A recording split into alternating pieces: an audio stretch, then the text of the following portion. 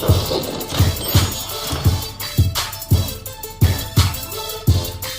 to The Jump. I am Rachel Nichols. We are stacked with basketball goodness today. Our Hall of Fame nominee, Tracy McGrady, is back with us. Congratulations, Tracy. NBA insider Zach Lowe is back with us. Have you been nominated for anything recently? Nothing. Should we be? Nothing. No, that's it. All right. And the man who has scored more NBA points than any other human on the planet. And, of course, Hall of Famer Kareem Abdul-Jabbar back with us. Thank you. Guys, all of you being here makes me very happy. But do you know who's not happy today? No, who? Jay Crowder is not happy today. This is because at the Garden last night, there were a few audible cheers for Utah forward Gordon Hayward during the introductions. Hey, maybe the Celtics faithful really like Hayward's hair. More likely, they're aware that Hayward is set to become a free agent this summer. He, of course, used to play for Boston coach Brad Stevens when the two were at Butler, and his name has been mentioned as a possible target for Boston GM Danny Ainge. This is not the first time Celtics fans have cheered for an opposing player who they would like to become one of their own. They gave an extremely friendly reception to Kevin Durant last year. But last night, well, it set Crowder off. He played angry, scoring 21 points on 6 of 8 shooting. Later, he said, quote, "I heard the cheering before the game. I didn't like that at all. I thought that was a sign of disrespect to me from the fans." And then, just in case somebody missed the message, he also took to Twitter. First came this tweet. "Home fans cheering for the opposing players now. Aw, man, shaking my head." I read that in capital letters. I thought that was pretty good there. When one fan wrote him back saying, "Hey, welcome to Boston, love it or leave it," he replied back, "I have no problem leaving it." He also retweeted another fan who told him to come back to Dallas, the team that drafted him.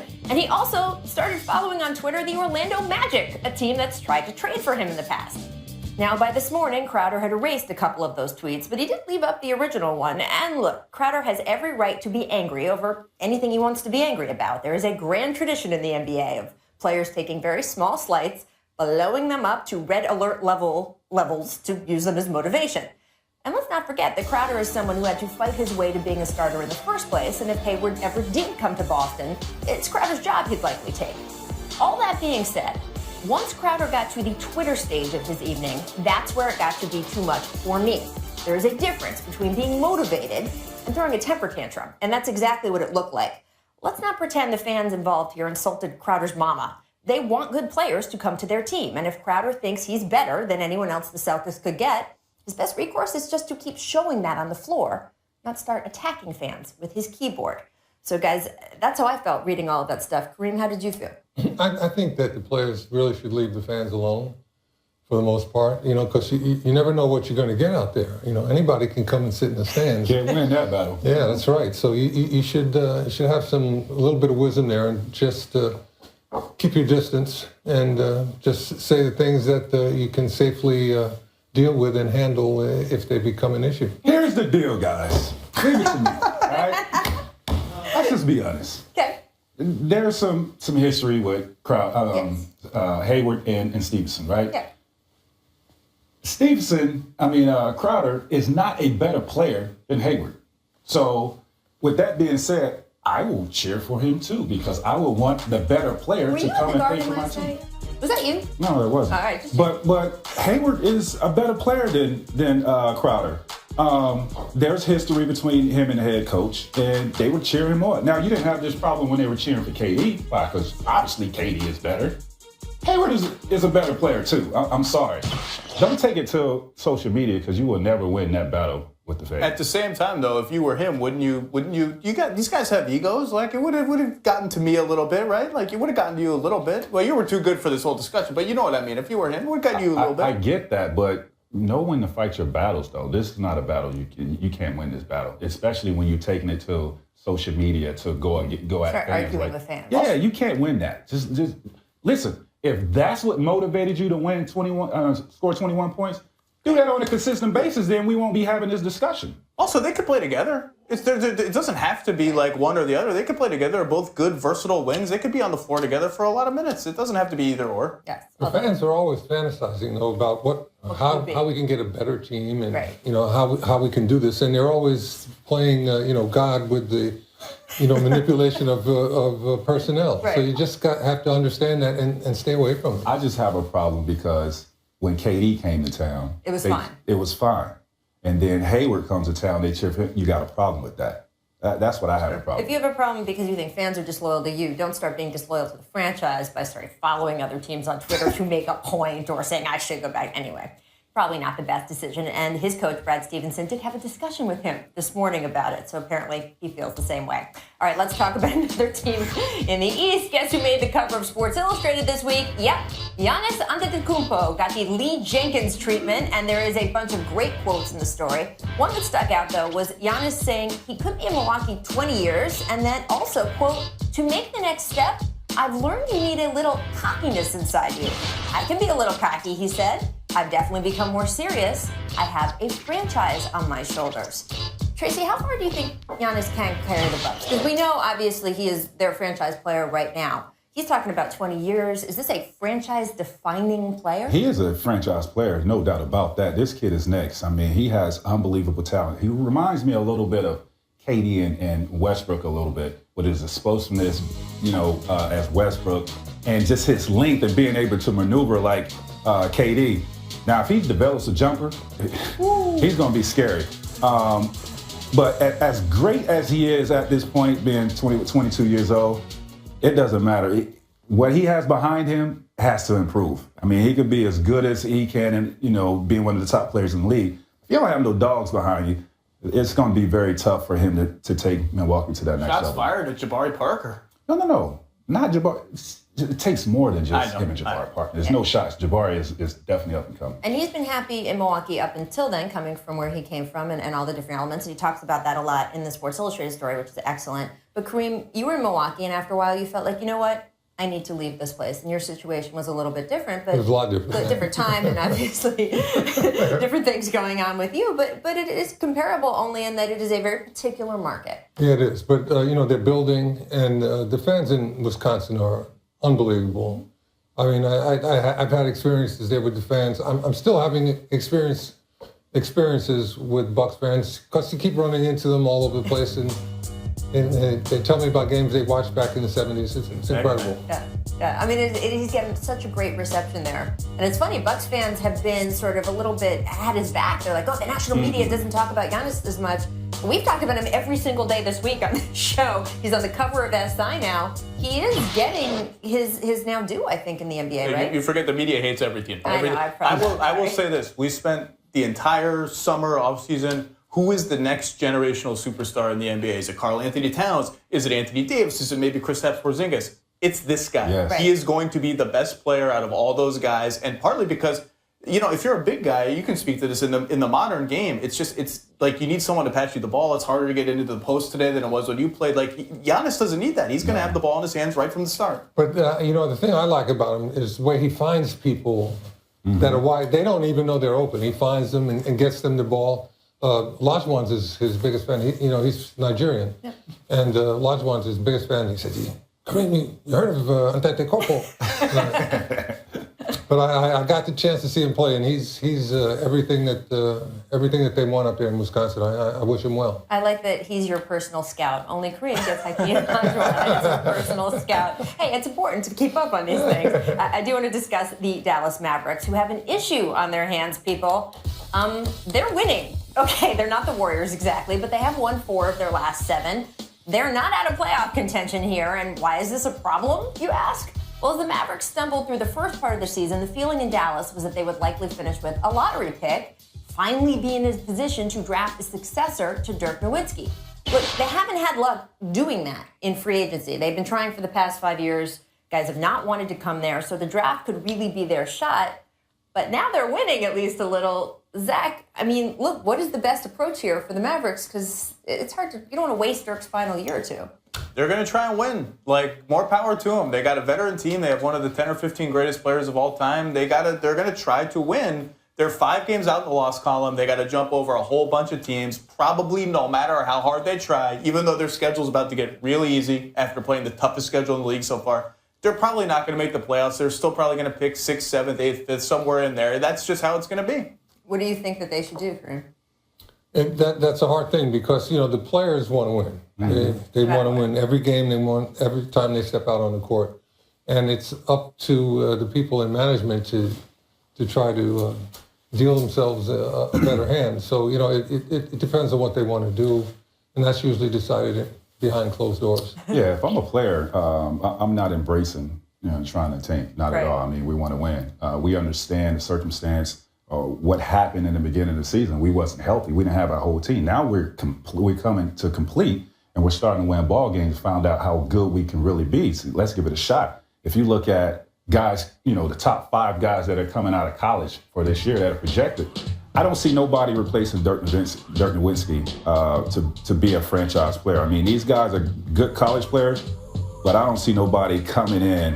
If we was to tank and have a number 1 pick and be able to get these 5 guys to replace Dirk Nowitzki. I don't know. Fultz posted an Instagram picture of himself the other day, like touching the scoreboard in his gym. That was pretty cool. I know that's not the NBA game. There is now more incentive, though, for teams to tank. The new CBA, because it will lock players in for even longer than it has in previous years. You're talking about teams that if you get that generational superstar, he's probably going to be with your franchise for at least a decade. For sure. I mean, the NBA doesn't want to talk about that, but the new CBA absolutely incentivizes people. It's not a huge change, but it moves the needle a little bit towards, like, if I can get this guy and keep him for his whole career, like, I should probably try and get him. And this draft is pretty heavy on point guards, and Dallas is one of the only teams that doesn't really have a long-term answer there. So, we'll see what happens. If the injury thing is the wild card, right? Like, there's no guarantee they stay healthy from now on, and that could tank their season. See, I knew what the 2 players on that side of the table were going to say. I never want to lose. Never want to lose. All right, let's take a quick break, but stick with us because it was a very salty night in the NBA last night. We have strong words from Mike Malone after his Nuggets struggled against the Sacramento Kings.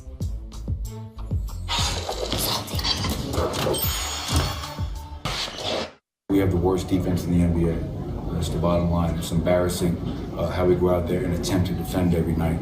And that's something that we have to try to fix as soon as possible because it's at an all-time low right now, and that is a huge concern of mine.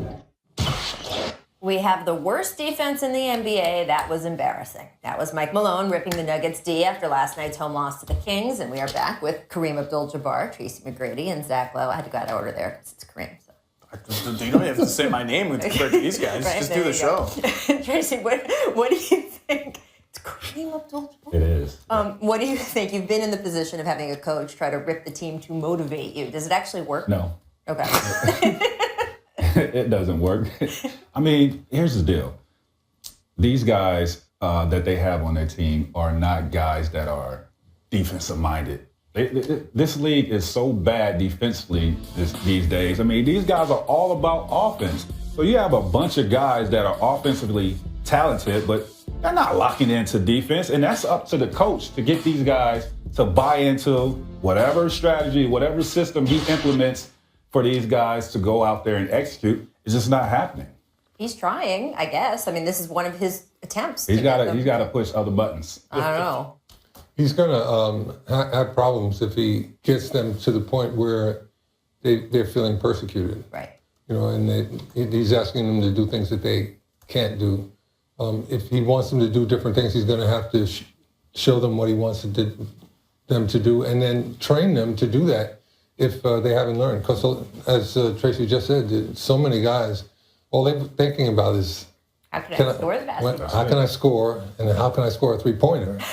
And, everything else is superfluous, So guys that really embrace defense and, have that bit of fight and, sand in them, those are very valuable guys. Funny thing is, I was in Oakland to watch their game with the Warriors, and all they were doing that night, Denver was complaining about the schedule. They had to go back to Denver on a back-to-back. The Kings were already there, sleeping in their hotels in Denver. Right. Oh, we're going to get a schedule loss. And then they lose, and it's like, you stink at defense. Right. The players stink. Everyone stinks. We stink. That was the schedule. I also think Mike Malone justifiably has a little thing about the Kings. Yes, so clearly. I think that may have been sticking in his craw a little bit. To win. Yeah, I mean, he really wanted that one. This team has had defensive lapses over the years, and they've gone through that with several different coaches, right? So they also have a built-in home advantage playing at altitude. That's always worth. It's an intangible, and you go up there and you can't for the first 5 or 6 days. I know guys that played up there, and if they went on a long road trip, and like they went for a 10 or 12-day road trip, they come back, they couldn't. Really? Yeah. That's amazing. Oh, it's tough. It's tough going up there. It is. It takes 4 or 5 days That's to what's acclimate. so surprising that, these guys don't play that well at home because they have a huge advantage over everybody that comes in there. Nobody can match. No. When they're good, a road back-to-back in Denver is like an automatic loss for the other team when the Nuggets are good.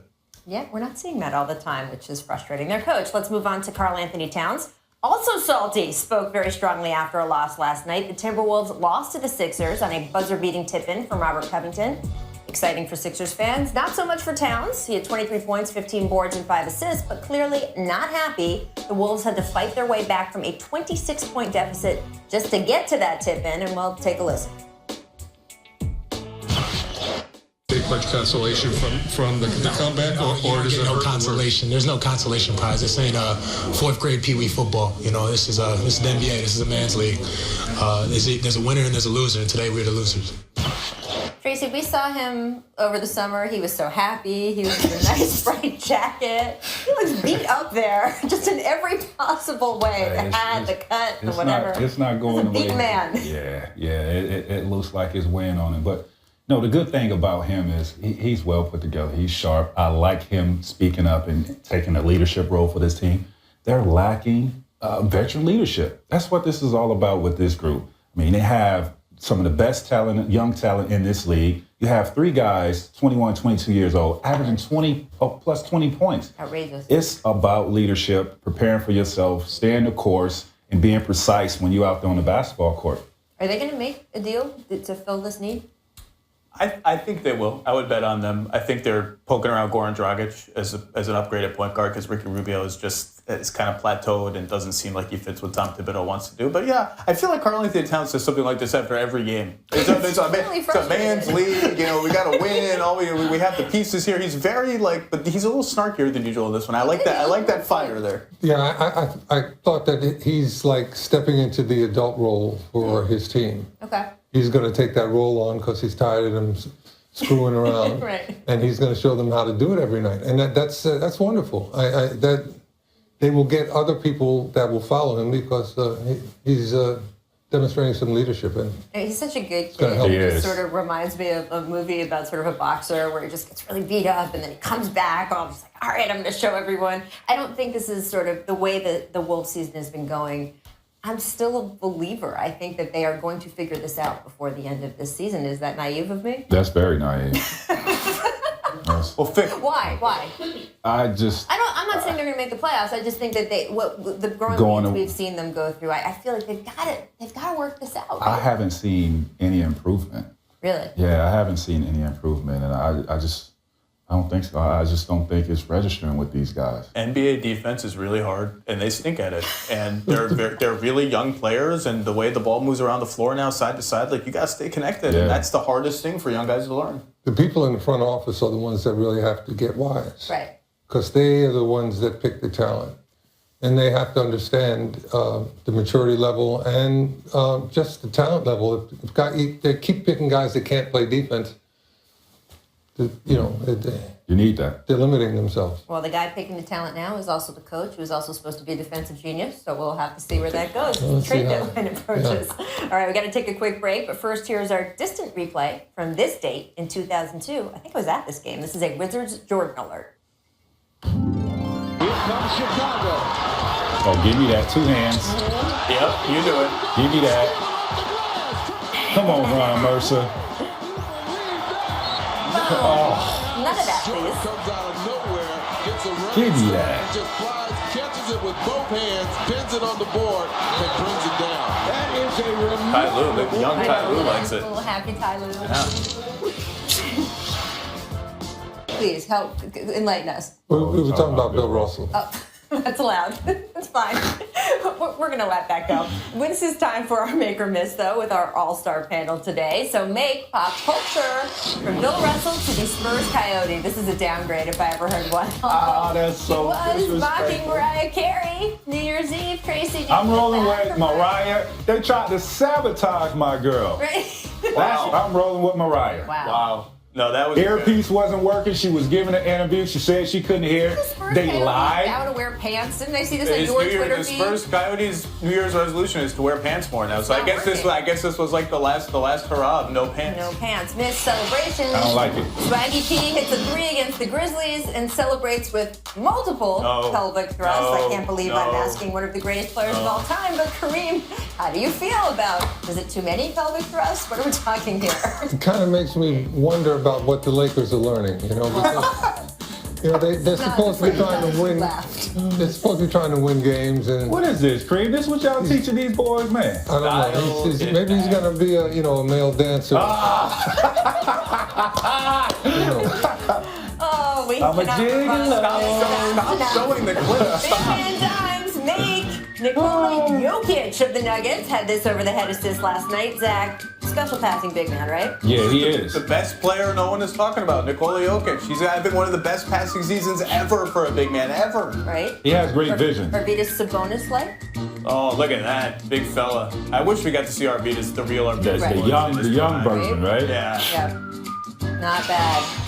Make teamwork. Clark Atlanta University's Derek Harper may have pulled off the dunk of the year last night, Tracy. That's Tom Chambers on Mark Jackson. Yeah, that's pretty impressive, and I like that better than Tom Chambers because he's shorter, and he intentionally put his foot in his chest. And that's my old coach say I was going to be out of the league in 3 years. Darryl Walker on the sideline right there. Oh, what are you, Michael Jordan at the Hall of Fame now? Say I'm going to be out of the league in 3 years. This guy is screaming. Wow. Thank you I like for it. I'm a everyone drink to joining that. us today. We will see you back tomorrow. Have a lovely day, everyone. Enjoy the basketball. I see you.